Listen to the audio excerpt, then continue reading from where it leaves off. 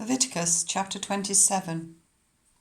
The Lord said to Moses, "Speak to the Israelites and say to them, if anyone makes a special vow to dedicate a person to the Lord by giving the equivalent value, set the value of a male between the ages of 20 and 60 at 50 shekels of silver, according to the sanctuary shekel. For a female, set her value at 30 shekels. For a person between the ages of 5 and 20, set the value of a male at 20 shekels, and of a female at 10 shekels. For a person between 1 month and 5 years, set the value of a male at 5 shekels of silver, and that of a female at 3 shekels of silver. For a person 60 years old or more, set the value of a male at 15 shekels, and of a female at 10 shekels.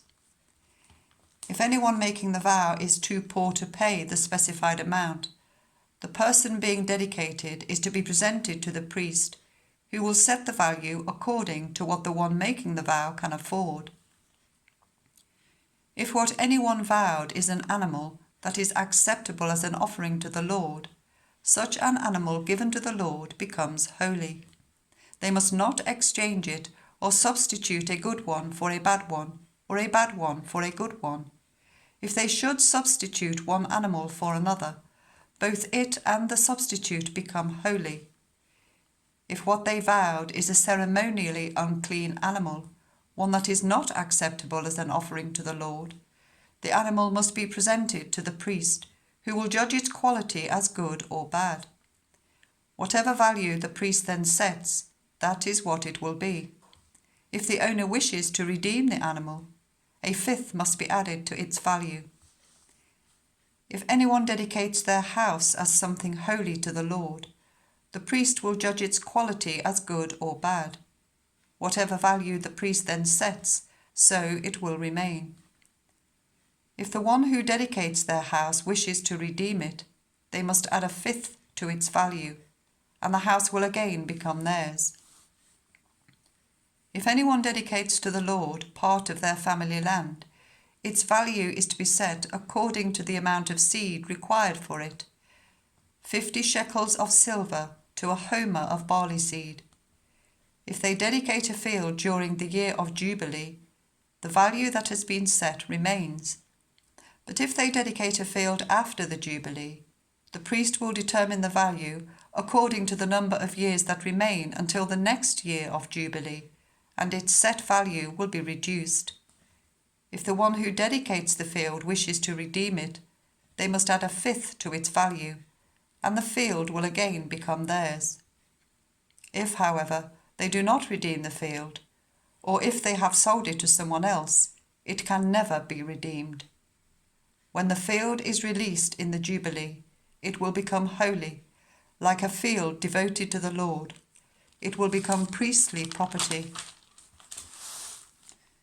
If anyone dedicates to the Lord a field they have bought, which is not part of their family land, the priest will determine its value up to the year of Jubilee, and that person must pay its value on that day as something holy to the Lord. In the year of Jubilee, the field will revert to the person from whom it was bought, the one whose land it was. Every value is to be set according to the sanctuary shekel, 20 gerahs to the shekel. No one, however, may dedicate the firstborn of an animal, since the firstborn already belongs to the Lord, whether an ox or a sheep, it is the Lord's. If it is one of the unclean animals, it may be bought back at its set value, adding a fifth of the value to it. If it is not redeemed, it is to be sold at its set value. But nothing that a person owns and devotes to the Lord, whether a human being or an animal or family land, may be sold or redeemed. Everything so devoted is most holy to the Lord. No one devoted to destruction may be ransomed. They are to be put to death. A tithe of everything from the land, whether grain from the soil or fruit from the trees, belongs to the Lord. It is holy to the Lord. Whoever would redeem any of their tithe must add a fifth of the value to it. Every tithe of the herd and flock, every 10th animal that passes under the shepherd's rod, will be holy to the Lord. No one may pick out the good from the bad or make any substitution. If anyone does make a substitution, both the animal and its substitute become holy and cannot be redeemed. These are the commands the Lord gave Moses on Mount Sinai for the Israelites.